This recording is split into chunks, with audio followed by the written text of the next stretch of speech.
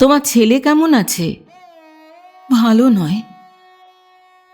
কোবরেজ দেখাচ্ছ তো? না। কোবরেজ দেখাও না? সে কি? গোরা একটু চুপ করিয়া থাকিয়া সহসা আকুল কণ্ঠে বলিয়া উঠিল, কোবরেজ কিচ্ছু করতে পারবে না। কোবরেজ কিচ্ছু করতে পারবে না মা ঠাকরুন, ব্রহ্মসাপ।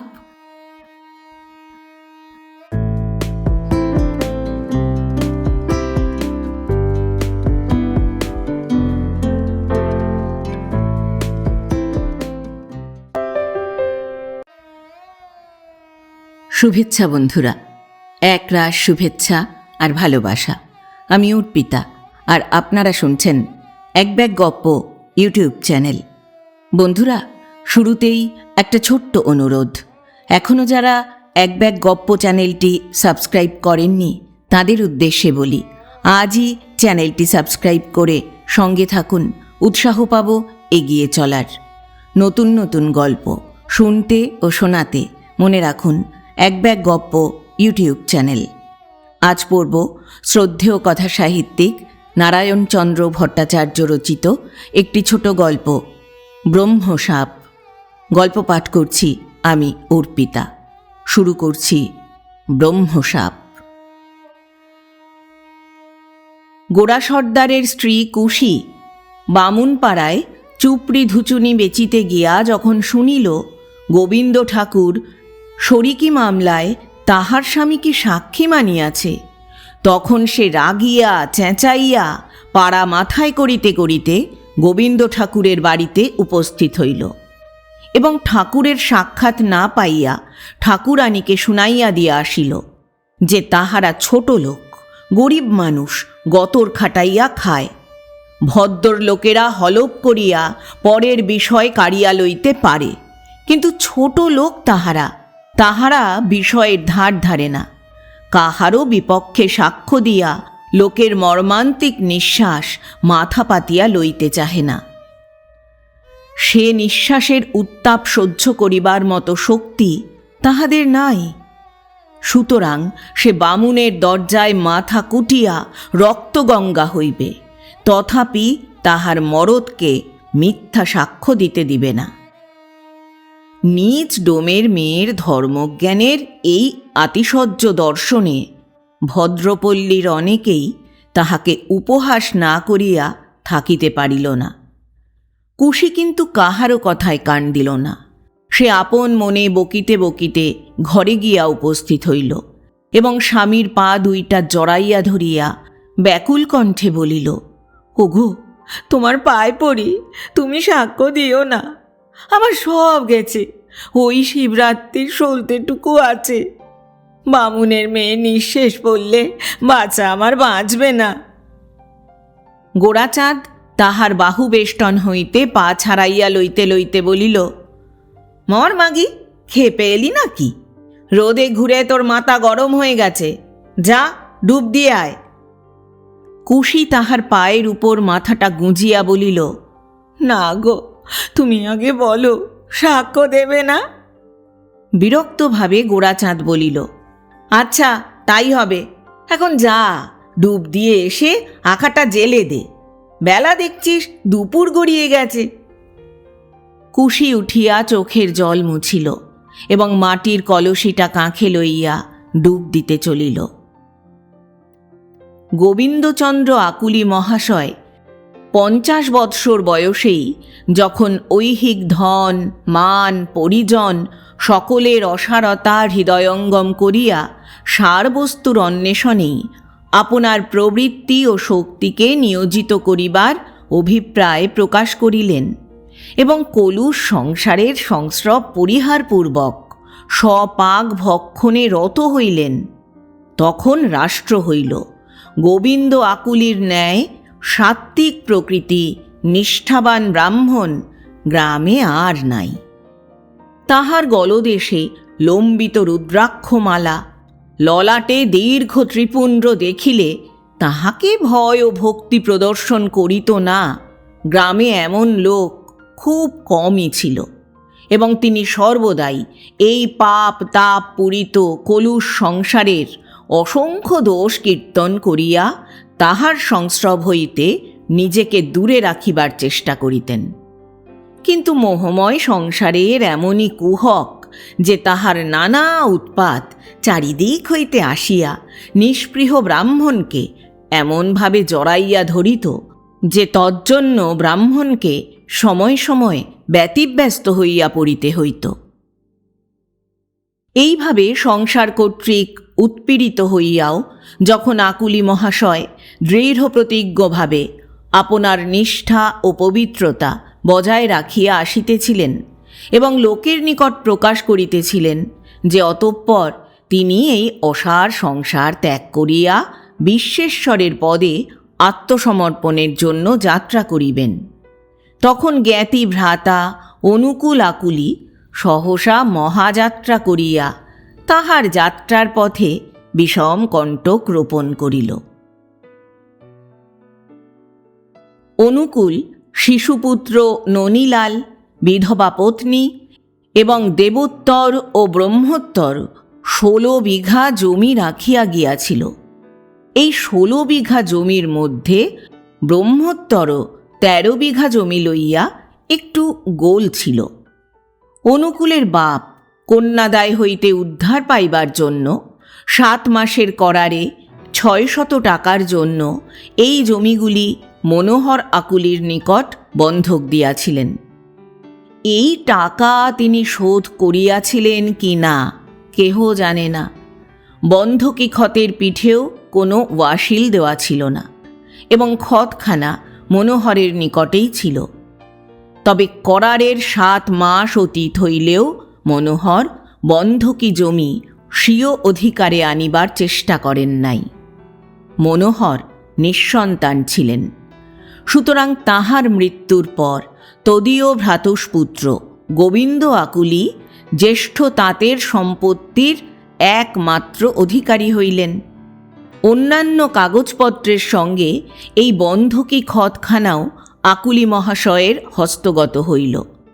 তিনি একবার অনুকূলকে এই সম্বন্ধে জিজ্ঞাসা করায় অনুকূল বলিয়াছিল, ক্ষতের টাকা সব দেওয়া হইয়াছে, তার প্রমাণ আমার কাছেই আছে। প্রমাণ যে কি তাহা অনুকূল খুলিয়া বলিল না। আকুলি মহাশয়ও ক্ষতখানাকে তুলিয়া রাখিলেন। অনুকূলের মৃত্যুর পর আকুলি মহাশয় ক্ষতখানা বাহির করিয়া অনেককে দেখাইলেন এবং এই করারি বন্ধকে কোবালাই যে বিক্রয় কোবালা স্বরূপ হওয়ায় আবদ্ধ সমুদয় জমি তাহার অধিকারে আসিয়াছে ইহাও বুঝাইয়া দিলেন। তবে এতদিন কেন দখল লওয়া হয় নাই এই কৈফিয়ত কাহাকেও তিনি দিলেন না। অনুকূলের বিধবা পত্নী আসিয়া কাঁদিয়া পড়িল। আকুলি মহাশয় ধীরভাবে তাহাকে বুঝাইয়া বলিলেন, আমার 3 কাল গিয়ে 1 কালে ঠেকেছে। এ সময় কি আমি অধর্ম করে নাবালকের বিষয় ফাঁকি দিয়ে নিতে পারি বৌমা? তবে নেহাত ন্যায্য যা তাও তো ছাড়তে পারি না। সংসারে যতক্ষণ আছি ততক্ষণ তো সংসারীর মতোই থাকতে হবে। তবে তুমি যখন কাঁদা কাটা করছো তখন ননীকে 2 বিঘে জমি ছেড়ে দিচ্ছি। ননীও তো আমার পর নয়। বিধবা কিন্তু তাহার এই আত্মীয়তায় পরিতৃপ্ত হইতে পারিল না। সে গ্রামের 5 জন ভদ্রলোকের কাছে গিয়া পড়িল। ভদ্রলোকেরা আকুলি মহাশয়কে বুঝাইতে আসিলে আকুলি মহাশয় মহাভারতের শান্তি পর্ব খুলিয়া ধর্মাধর্মের বিস্তৃত কাহিনী তাহাদিগকে শুনাইয়া দিলেন। তাহারা নিরস্ত হইল। কিন্তু 2-1 জন জেদি লোক এই অন্যায় অত্যাচারের বিরুদ্ধে কোমর বাঁধিয়া দাঁড়াইল। তাহারা নাবালকের পক্ষ হইয়া জমির নূতন প্রজাবিলি করিয়া দিল। ধর্মভীরু আকুলি মহাশয় জোর জবরদস্তির দিকে গেলেন না।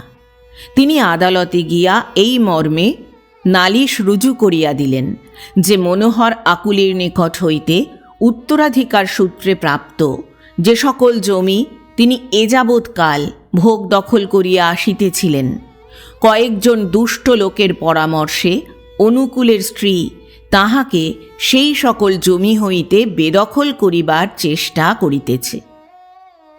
এই জমিতে মনোহরের অধিকারের প্রমাণস্বরূপ তিনি বন্ধকি কোবালা দাখিল করিলেন এবং নিজের দখল প্রমাণের জন্য কয়েকজন প্রজা, জনকতক কৃষাণ, পার্শ্ববর্তী জমির চাষি গোড়াচাঁদ সর্দারকে সাক্ষী মানিলেন। আগে বেতনের পরিবর্তে চৌকিদারেরা যখন চাকরান জমি ভোগ করিত, তখন গোড়াচাঁদের চৌকিদারি পদ ছিল। তারপর গভর্নমেন্ট চাকরান জমি খাসে আনিয়া বেতন প্রথার সৃষ্টি করিলে গোড়াচাঁদ চৌকিদারি ছাড়িয়া জাতি ব্যবসা ও মজুরি দ্বারা জীবিকা নির্বাহ করিতে লাগিল। গোড়াচাঁদের চাকরান জমির অধিকাংশই এই সকল বিবাদী জমির আশেপাশে ছিল। তাছাড়া সে বর্তমানে আকুলি মহাশয়ের মজুর রূপে এই সকল জমিতে ধান রোয়া, ধান কাটা প্রভৃতি কাজ করিয়া আসিয়াছে। এই জন্য আকুলি মহাশয় তাহাকে একজন প্রধান সাক্ষী মানিয়া বসিলেন। সন্ধ্যার পর কেরোসিনের ডিবার সম্মুখে বসিয়া গোড়াচাঁদ ঝুড়ি বুনিতেছিল আর গুনগুন করিয়া গান গাহিতেছিল।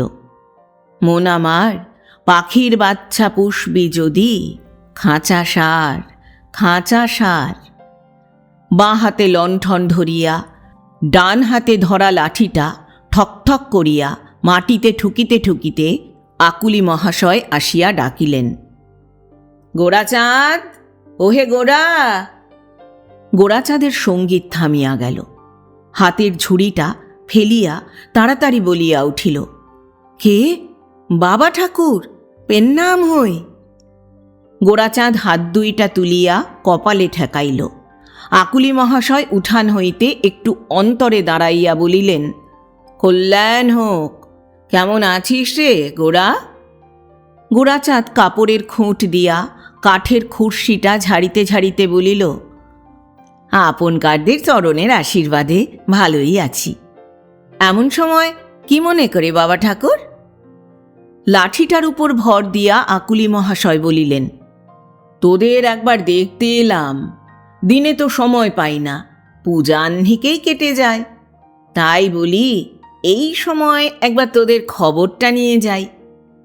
সহর্ষ কণ্ঠে গোড়াচাঁদ বলিল, তা আসবে বই কি বাবা ঠাকুর, আমরা আপনকার চরণেই পড়ে আছি।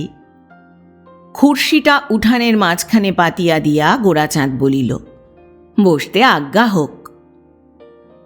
ত্রস্তভাবে আকুলি মহাশয় বলিলেন, থাক থাক, ওখানে আর যাব না, তোদের জল টল পড়ে। আকুলি মহাশয়ের কথায় তাহার শুদ্ধাচারিতার কথা গোড়াচাঁদের মনে পড়িল। তাহার মতো শুদ্ধাচারী ব্রাহ্মণ যে ডোমের প্রদত্ত আসনে বসিতে পারেন না, ইহা জানিলেও গোড়াচাঁদ ব্যস্ততায় সে কথাটা ভুলিয়া গিয়াছিল। এক্ষণে তাহাকে বসিতে বলিয়া সে যে কিরূপ অন্যায় আচরণ করিয়াছে, ইহাই ভাবিয়া গোড়াচাঁদ সংকুচিত হইয়া পড়িল।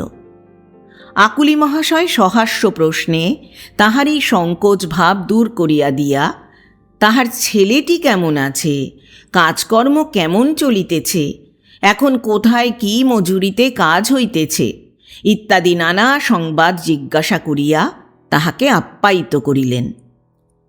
অতঃপর তিনি প্রস্থানোদ্যত হইয়া সহসা ফিরিয়া দাঁড়াইয়া বলিলেন, হ্যাঁ, ভালো কথা মনে হয়েছে।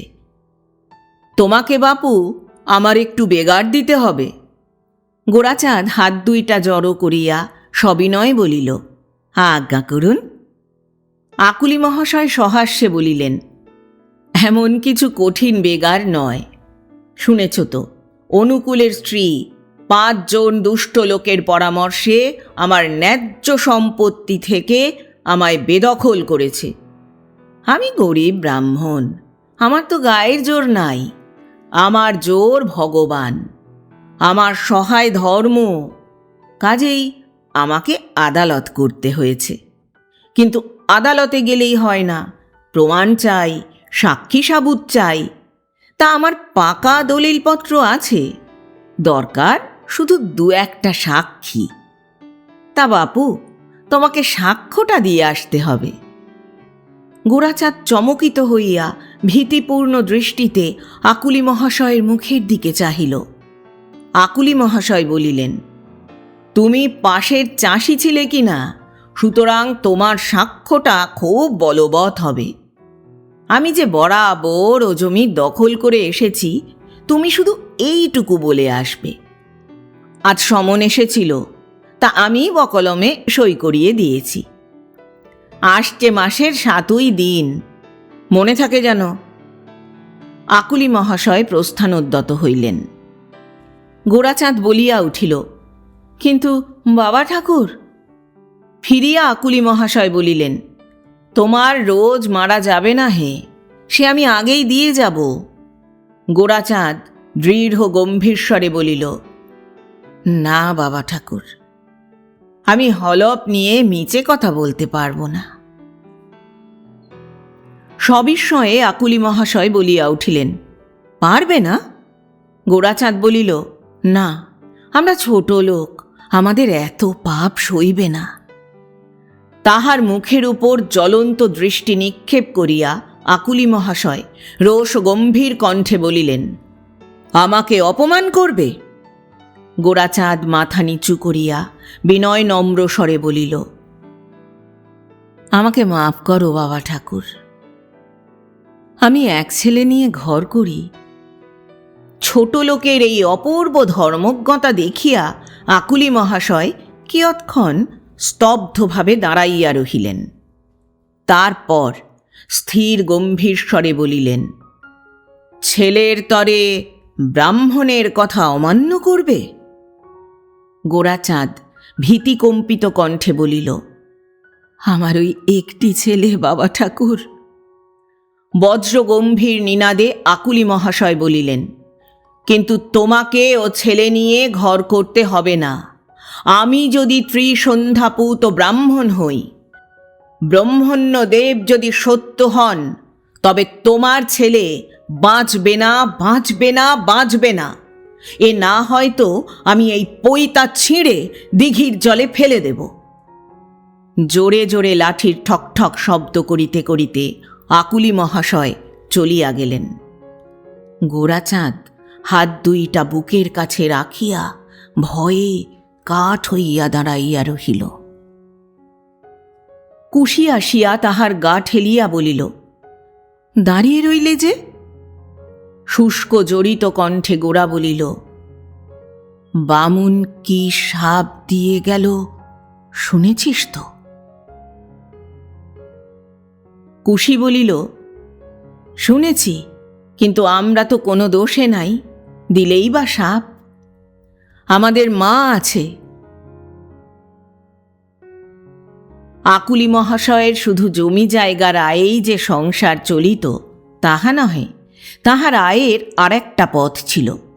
তাহার গৃহে শালগ্রাম শিলা হইতে শীতলা, মনসা, পঞ্চানন্দ প্রভৃতি অনেকগুলি দেবতারই ঘটপট ছিল। গ্রামের লোক বিপদে আপদে এই সকল দেবতার যে পূজা দিত, তাহাতে আকুলি মহাশয়ের আয় বড় মন্দ হইত না। সুতরাং আকুলি মহাশয় এই সকল গৃহদেবতাকে যথেষ্ট ভক্তি প্রদর্শন করিতে ত্রুটি করিতেন না এবং তাহাদের জাগ্রত মহিমা সম্বন্ধে বহুল উদাহরণ প্রচার করিতেন। আগে অনুকূলও এই আয়ের একজন অংশীদার ছিলেন, কিন্তু তাহার মৃত্যুর পর হইতে সমগ্র আয়টাই গোবিন্দ আকুলির হাতে পড়িতে লাগিল। সঙ্গে সঙ্গে তাহার ভক্তির পরিমাণও অনেক গুণ বাড়িয়া গেল। সেদিন আকুলি মহাশয় স্নানান্তে পূজা করিতে গিয়া দেখিলেন গোরাচাঁদের স্ত্রী কুশি একটি মেটে পাথরে পোয়াটেক চাউল, 2টি কাঁঠালি কলা এবং 1 পয়সার বাতাসা লইয়া ভিজে কাপড়ে ঠাকুর ঘরের রোয়াকে বসিয়া রহিয়াছে। তাহাকে দেখিয়া আকুলি মহাশয় রাগে জ্বলিয়া চিৎকার করিয়া বলিয়া উঠিলেন, তুই ঠাকুর ঘরের দরজায়?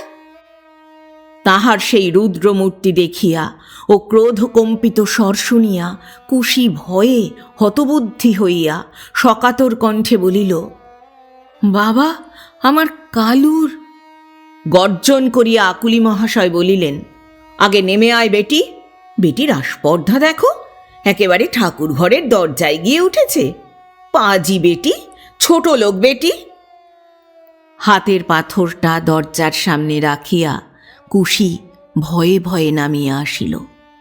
আকুলি মহাশয় ক্রোধকম্পিত পদে রোয়াকে উঠিয়া পাথরখানার দিকে চাহিয়া কর্কশ কণ্ঠে বলিলেন, এটা এখানে রেখে গেলি যে? কুশি হাত দুইটা জড়ো করিয়া ভীতিকম্পিত স্বরে বলিল, আমার কালুকের ওপর মায়ের অনুগ্রহ হয়েছে বাবা ঠাকুর, তাই মায়ের পুজো এনেছি। দাঁত মুখ খিঁচাইয়া আকুলি মহাশয় বলিলেন, পুজো এনেছে? তোর এই চাল কলায় মায়ের পুজো হবে? বেটি ছোট লোক। আকুলি মহাশয় পা দিয়া জোরে পাথরখানা ঠেলিয়া দিলেন। পাথরখানা উঠানে পড়িয়া চূর্ণ হইয়া গেল। চাউল বাতাসা চারিদিকে ছড়াইয়া পড়িল। কুশি সকাতর দৃষ্টিতে সেগুলার দিকে চাহিয়া রহিল। আকুলি মহাশয় হাতের ঘটির জলটা দরজার সামনে ঢালিয়া দিয়া স্থানটি পবিত্র করিয়া লইলেন। কুশি নিদারুণ অপরাধীর মতো হাত জোর করিয়া দাঁড়াইয়া রহিল। আকুলি মহাশয় ঠাকুর ঘরে ঢুকিয়া পূজায় বসিলেন। কুশি দুই পা অগ্রসর হইয়া ভয়ে ভয়ে বলিল, বাবা, মাকে জানাও আমার কালুকে। বজ্রকঠোর স্বরে আকুলি মহাশয় বলিলেন, তোর কালু যাতে শিগগির মায়ের কাছে যায় তাই দিবারাত্র মাকে জানাচ্ছি। কুশির সর্বশরীর থরথর করিয়া কাঁপিয়া উঠিল। সে মুহ্যমানভাবে স্তব্ধ শ্বাসে দাঁড়াইয়া রহিল। অনেকক্ষণ পরে যখন তাহার চৈতন্য হইল, তখন আকুলি মহাশয় পূজা শেষ করিয়া দ্বার রুদ্ধ করিতেছেন।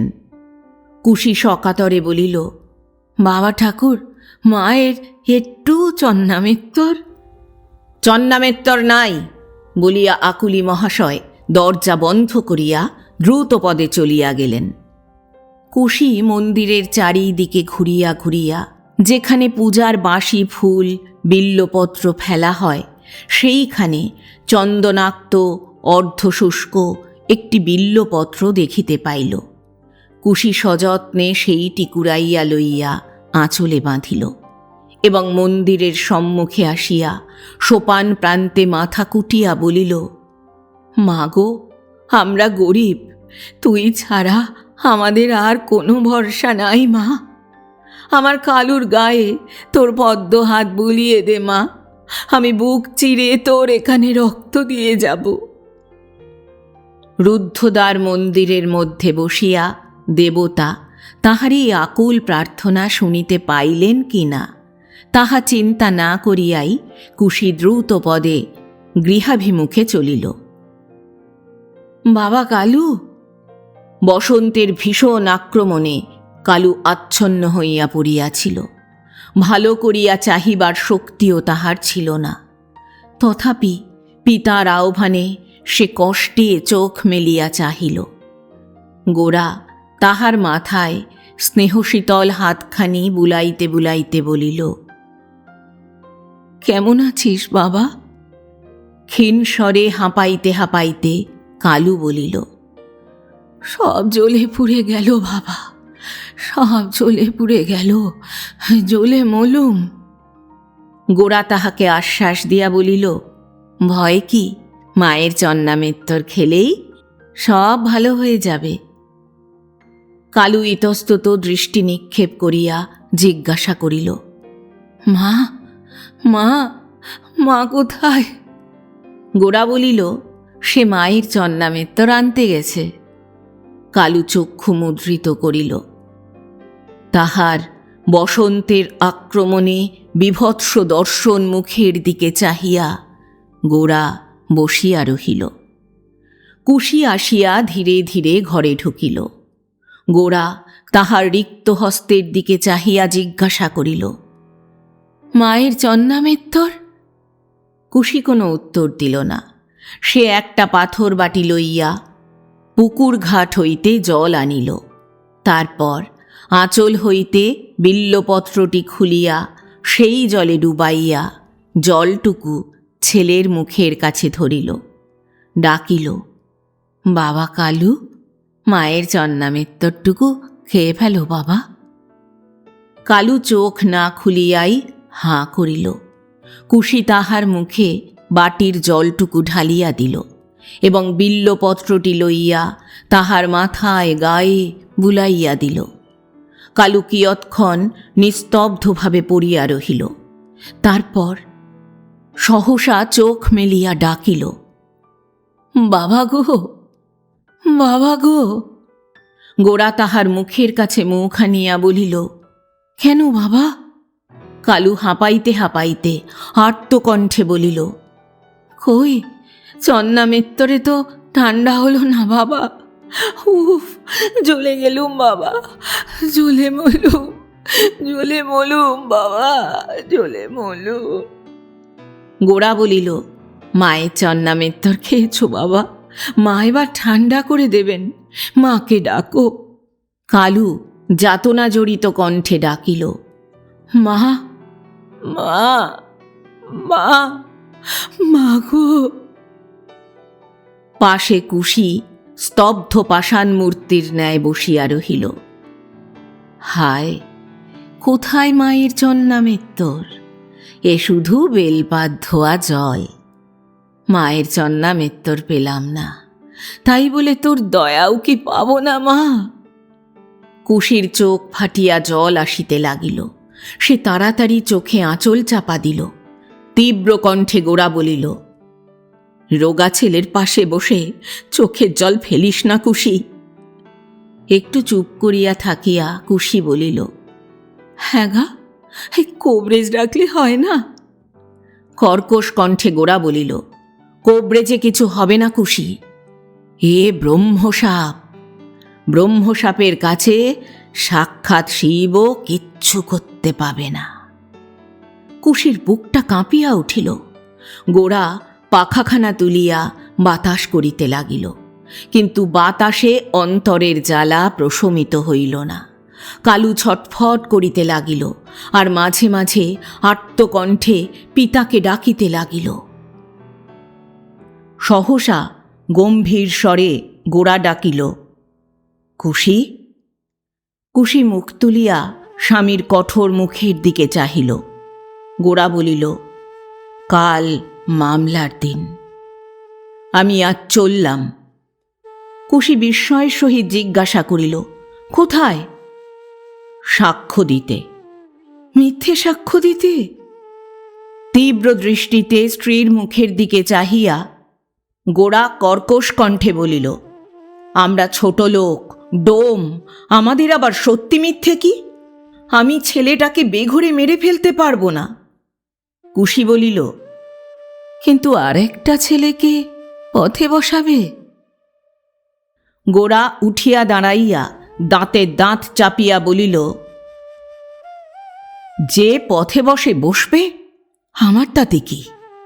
আমার কালু গেলে তাকে আর ফিরে পাব না। আমি চললাম, তুই ছেলেটাকে দেখিস। গোরা উদ্ভ্রান্তভাবে ঘর হইতে বাহির হইয়া গেল। কুশি একটা গভীর দীর্ঘ নিঃশ্বাস ত্যাগ করিল। তাহার একবার ইচ্ছা হইল ছুটিয়া গিয়া স্বামীর পা জড়াইয়া ধরিয়া বলে, ওগো, তুমি যেও না, যেও না। কিন্তু কালুর রোগ বিকৃত মুখের দিকে চাহিতেই সে আর উঠিতে পারিল না। কে যেন শিকল দিয়া তাহার পা দুইটাকে পুত্রের রোগ শয্যার সহিত দৃঢ়রূপে বাঁধিয়া রাখিল। গোরাচাঁদ এক প্রকার ছুটিয়াই আকুলি মহাশয়ের বাড়িতে উপস্থিত হইল, কিন্তু আকুলি মহাশয় বাড়িতে ছিলেন না। তিনি সাক্ষী সাবুদ লইয়া মঙ্গলবারের বারবেলা পড়িবার পূর্বেই মহকুমা আরামবাগ যাত্রা করিয়াছিলেন। আরামবাগ প্রায় 5 ক্রোশ দূরে, সুতরাং পূর্বদিনে বাহির না হইলে যথাসময়ে আদালতে পৌঁছানো যাইবে না, উকিলের সঙ্গেও পরামর্শ হইবে না। আকুলি মহাশয় চলিয়া গিয়াছেন শুনিয়া গোরা দ্রুত পদে আরামবাগ অভিমুখে চলিল। গোবিন্দ আকুলির বাড়ির পরেই অনুকূলের বাড়ি। ননির মা সদর দরজার কাছে দাঁড়াইয়াছিলেন। গোরাকে দ্রুতপদে যাইতে দেখিয়া ডাকিলেন, গোরাচাঁদ। গোরা থমকিয়া দাঁড়াইল। ননির মা জিজ্ঞাসা করিলেন, এত ছুটে ছুটে কোথা চলেছ? গোরা মাথাটা নিচু করিয়া বলিল, আরামবাগ। ননির মা বলিলেন, তুমিও সাক্ষী আছো বুঝি? গোরা একটু ইতস্তত করিয়া একটা ঢোক গিলিয়া বলিল, হ্যাঁ। তোমার ছেলে কেমন আছে? ভালো নয়। কোবরেজ দেখাচ্ছ তো? না। কোবরেজ দেখাও না? সে কি? গোরা একটু চুপ করিয়া থাকিয়া সহসা আকুল কণ্ঠে বলিয়া উঠিল, কোবরেজ কিচ্ছু করতে পারবে না। কোবরেজ কিচ্ছু করতে পারবে না মা ঠাকরুন। ব্রহ্মসাপ, আমার কালুর ওপর ব্রহ্মসাপ হয়েছে। চমকিতভাবে ননির মা বলিয়া উঠিলেন, ব্রহ্মসাপ? গোরা একটা দীর্ঘ নিঃশ্বাস ত্যাগ করিয়া নীরবে দাঁড়াইয়া রহিল। ননির মা বলিলেন, তুমি তো কারো ভালোয় মন্দয় নাই গোরাচাঁদ। তোমার ছেলেকে কে এমন সাপ দিল? রুদ্ধস্বরে গোরা বলিল, আকুলি মশাই। ননির মা বিস্ময় স্তব্ধ নেত্রে গোরার মুখের দিকে চাহিলেন। গোরা তখন অভিশাপের কারণ বিবৃত করিল। ডোমের ছেলের এই ধর্মভীরুতা শ্রবণে ননির মার চক্ষু দুইটা বিস্ময়ে বিস্ফারিত আনন্দে সমুজ্জ্বল হইয়া আসিল। তিনি কিয়ৎক্ষণ নির্বাকভাবে থাকিয়া জিজ্ঞাসা করিলেন, তবে আজ যে আবার আরামবাগ যাবে? অশ্রু উচ্ছ্বসিত কণ্ঠে গোরাচাঁদ উত্তর করিল, ছেলেটার কষ্ট আর সইতে পারছি না, তাই মনে করছি সাক্ষ্য দেব। মা ঠাকরুন গো, ছেলের মায়া বড় মায়া। গোরাচাঁদের বড় বড় চোখ দুইটা দিয়া ঝরঝর করিয়া জল গড়াইয়া পড়িল। ননির মার চক্ষুও তখন শুষ্ক ছিল না। তিনি আর্দ্র কণ্ঠে বলিলেন, তাই করো গোরাচাঁদ, সাক্ষ্য দাও। আহা, ছেলেটা যদি বাঁচে। মুখ তুলিয়া গোরা ক্ষুব্ধস্বরে বলিল, কিন্তু মা ঠাকরুন, আপনকার ছেলে পথে বসবে। ধীর প্রশান্ত স্বরে ননির মা বলিলেন, তা বসে বসুক। আমার ছেলে না হয় পথে বসবে, কিন্তু তোমার ছেলে তো প্রাণে বাঁচবে। আমি বলছি গোরাচাঁদ, তুমি যাও, সাক্ষ্য দিয়ে ছেলেটাকে বাঁচাও। গোরা বিস্ময়ে নির্বাক হইয়া দাঁড়াইয়া রহিল। বামুনের মেয়ে বলে কি? নিজের বিরুদ্ধে সাক্ষ্য দিবার জন্য তাহাকে অনুরোধ করিতেছে, পরের ছেলের প্রাণের জন্য নিজের ছেলেকে পথে বসাইতে একটুও কাতরতা প্রকাশ করিতেছে না।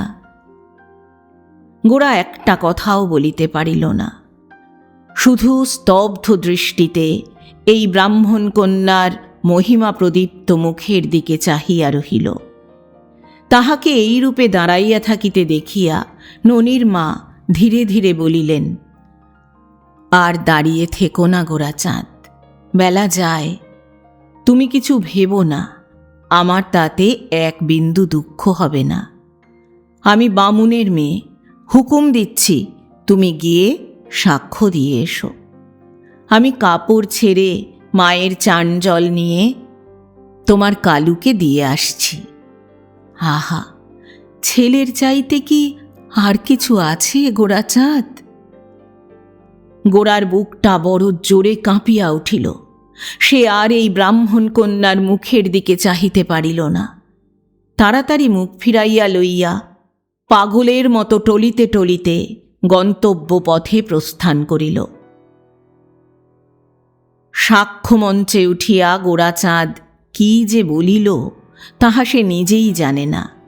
সে তখন আদালত, হাকিম, উকিল, মোক্তার, বাদী, প্রতিবাদী কাহাকেও দেখিতেছিল না। তাহার দৃষ্টির সম্মুখে শুধু ব্রাহ্মণ কন্যার সেই মহিমা প্রদীপ্ত মুখখানা উজ্জ্বল হইতে উজ্জ্বলতর রূপে ভাসিয়া বেড়াইতেছিল। সুতরাং সে উকিলের প্রশ্নের উত্তরে আকুলি মহাশয় ও তদীয় উকিলের যত্ন শিক্ষিত কথাগুলা যেন সম্পূর্ণ বিস্মৃত হইয়া এমন সব কথা বলিল, যাহাতে বিবাদী জমিতে ওই অনুকূল আকুলির দখলই নিশ্চিত রূপে প্রমাণিত হইয়া গেল। আকুলি মহাশয় মাথায় হাত দিয়া বসিয়া পড়িলেন। গোরাচাঁদ সাক্ষ্যমঞ্চ হইতে নামিয়া গৃহাভিমুখে যাত্রা করিল। গোরাচাঁদ সাক্ষ্যমঞ্চ হইতে যখন নামিল তখন তাহার মনটা বেশ প্রফুল্লই ছিল, কিন্তু আদালতের প্রাঙ্গণ পার হইয়া রাস্তায় পড়িতেই যেন বিষাদের একটা গুরুভার মনের ভিতর একটু একটু করিয়া চাপিয়া বসিতে লাগিল। সাক্ষ্যমঞ্চে উঠিয়া অবধি সে যেন একটা স্বপ্নের ঘোরে আচ্ছন্ন হইয়াছিল। এতকাল পরে সে ধীরে ধীরে জাগ্রত অবস্থায় উপনীত হইল। তাহার কালুর কথা মনে পড়িল, তাহার রোগের কথা মনে পড়িল, এখানে সাক্ষ্য দিতে আসিবার উদ্দেশ্য স্মরণ হইল। তারপর আকুলি মহাশয়ের কথা মনে পড়িল। গোরাচাঁদকে সাক্ষ্য দিবার জন্য উপস্থিত দেখিয়া তিনি কতই না আহ্লাদ প্রকাশ করিয়াছিলেন। তাহাকে আশ্বাস দিয়া বলিয়াছিলেন তাহার ছেলের জন্য কোনো চিন্তা নাই, তিনি শান্তি সস্তয়ন করিয়া মাকে জানাইয়া কালুকে আরোগ্য করিয়া দিবেন। ব্রাহ্মণ ইচ্ছা করিলে কি না পারে।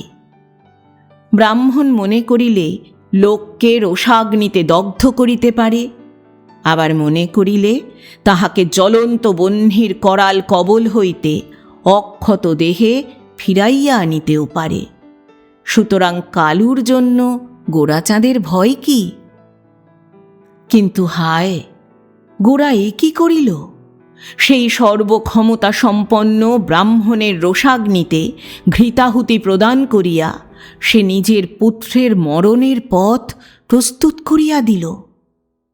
এতক্ষণ তাহার কালু কি আর আছে? ভূদেবতার বর্ধিত রোষাগ্নিতে হয়তো সেই ক্ষুদ্র বালক এতক্ষণে ভস্মীভূত হইয়া গিয়াছে। আশঙ্কায় উদ্বেগে গোরাচাঁদের বুক যেন ভাঙিয়া পড়িতে লাগিল। দ্রুত চলিবার ইচ্ছা থাকিলেও অবসন্ন পা দুইটা যেন উঠিতে চাহিল না। গোরা প্রাণপণ চেষ্টায় অবসন্ন কম্পিত পা দুইটাকে টানিয়া বহু কষ্টে গৃহাভিমুখে চলিল। অবসাদ মন্থর পদে গোরাচাঁদ যখন গৃহপ্রান্তে উপস্থিত হইল তখন রাত্রি অনেক। শুক্লা দশমীর চাঁদ পশ্চিম আকাশে ঢলিয়া পড়িয়াছে। ক্ষীণ বনরেখার মধ্যে অস্পষ্ট দৃশ্যমান গ্রামখানা যেন ঘুমাইয়া পড়িয়াছে। পথ ঘাট মাঠ সকলই একটা অসার নিস্তব্ধতায় ডুবিয়া গিয়াছে। ম্লান চন্দ্রালোক তাহাদের উপর স্বপ্নের সূক্ষ্ম আবরণ বিছাইয়া দিয়াছে। সেই স্বপ্নাবিষ্ট নিদ্রালস গ্রামখানার কোনো এক প্রান্তভাগ হইতে শুধু শোকের একটা করুণ ক্ষীণ সুর উত্থিত হইয়া যেন রজনীকে বিষাদময়ী করিয়া তুলিতেছে। গোরাচাঁদ কম্পিত বক্ষে স্খলিত পদে যখন আপনার কুটির প্রাঙ্গণে গিয়া দাঁড়াইল তখন তাহার আর দাঁড়াইবার শক্তি নাই, কথা কহিবার ক্ষমতাও নাই। চিন্তা করিবার ক্ষমতা পর্যন্ত বিলুপ্ত হইয়া গিয়াছে। গলা শুকাইয়া কাঠ হইয়াছে, সর্বশরীর থরথর করিয়া কাঁপিতেছে। চাঁদ ডুবিয়া গিয়াছে। অন্ধকারের কালো ছায়া আসিয়া প্রাঙ্গণে ছড়াইয়া পড়িতেছে। স্তব্ধ অন্ধকারময় কুটির প্রাঙ্গণে দাঁড়াইয়া হৃদয়ের সমস্ত শক্তি কণ্ঠে সংযোজিত করিয়া অস্ফুট কণ্ঠে গোরা ডাকিল, কালু, কালু। উত্তরে কুটির মধ্য হইতে একটা শুধু আর্তচিৎকার উত্থিত হইল। গোরা কাঁপিতে কাঁপিতে সেইখানে বসিয়া পড়িল। পুত্রের সৎকার শেষ করিয়া গোরা যখন কাঁদিতে কাঁদিতে প্রত্যাবর্তন করিতেছিল, আকুলি মহাশয়ও তখন মহকুমা হইতে ফিরিতেছিলেন। গোরা তাহাকে দেখিয়া কাঁদিয়া উঠিল, বাবা ঠাকুর গো, আমার কালু যে চলে গেল গো। ভীষণ ভ্রুকুটি ভঙ্গি করিয়া আকুলি মহাশয় বলিলেন, ঠিকই হয়েছে, ব্রহ্মশাপ কি ব্যর্থ হয়? ওহে গোরাচাঁদ, ঘোর কলি হলেও এখনো ব্রাহ্মণ আছে, ব্রহ্ম তেজ আছে। তোমরা মনে করো বামুন বেটারা আবার কে, ধর্মটাই সব। তার ফল দেখলে তো? কই, ধর্ম এসে তোমার কালুকে রাখতে পারলে না? গোরা তাহার সম্মুখে উপুর হইয়া পড়িল, ব্যাকুল কণ্ঠে বলিল, অমন আজ্ঞা করবেন না বাবা ঠাকুর, আপনারা কলির দেবতা, আপনাদের কি ধর্মের নিন্দা করতে আছে? না ছেলে গেছে বলে ধর্মকে আমি অমান্য করতে পারি? আমার কালু গেছে, কিন্তু ধর্ম তো যায়নি বাবা ঠাকুর। ছেলে দুদিনের, কিন্তু ধর্ম যে 4 যুগের।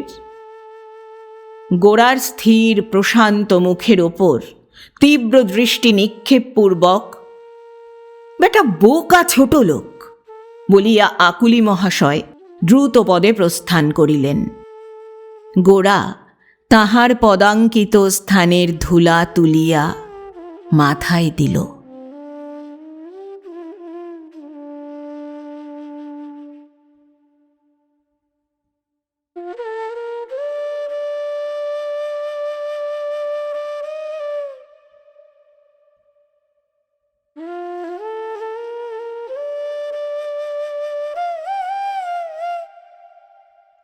এতক্ষণ শুনলেন শ্রদ্ধেয় লেখক নারায়ণচন্দ্র ভট্টাচার্য রচিত একটি ছোট গল্প, ব্রহ্মশাপ। গল্প পাঠ করলাম আমি অর্পিতা। শব্দ নির্মাণ করেছেন সাহিত্য সমাহার চ্যানেলের আকাশ। প্রচ্ছদ এঁকেছেন মোনালিসা। উপস্থাপনায় এক ব্যাগ গপ্প ইউটিউব চ্যানেল। বন্ধুরা, আবার আসবো আগামী সপ্তাহে আবার কোনো ভালো লাগা গল্প নিয়ে। আজ তাহলে বিদায় নিচ্ছি। সবাই ভালো থাকবেন, সুস্থ থাকবেন। আর হ্যাঁ, গল্প পাঠ ভালো লাগলে চ্যানেলটি লাইক, কমেন্ট, শেয়ার এবং সাবস্ক্রাইব করে পাশে থাকবেন।